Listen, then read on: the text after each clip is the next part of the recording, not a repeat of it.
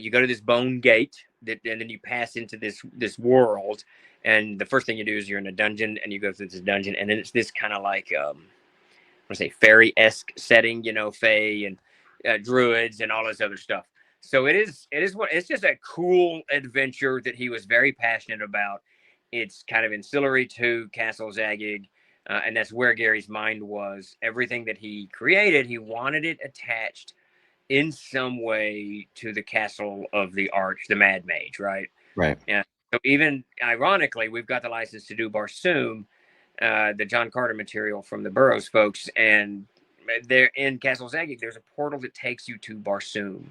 There's an encounter with Wow. Gollum. He had all kinds of pop culture stuff in here. Obviously, a lot of that we can't do. I mean, there's a whole lot of licensing issues with that we're not going to go down into. Yeah, but his idea was, and this kind of gives you a nice uh, bird's eye view of the 1970s gaming style.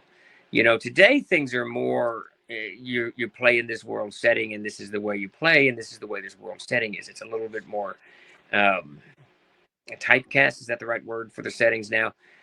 But back in the day, back in the 1970s, it was a little different. There wasn't any of that. There was no. It was like the Wild West. We didn't really even know what settings were. What they were just playing wizards and whatnot, and imagining whatever.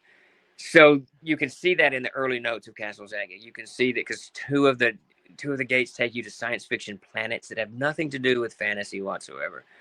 So it's really your ability to shift, to use Castle Zaga as that vehicle to shift into any kind of genre you want. I think we can't do it. I don't think because the property's all tied up. But I think it'd be cool to have a Jim Ward's Metamorphosis Alpha, the Starship Warden. You get there from Castle Zaga. That would just be badass.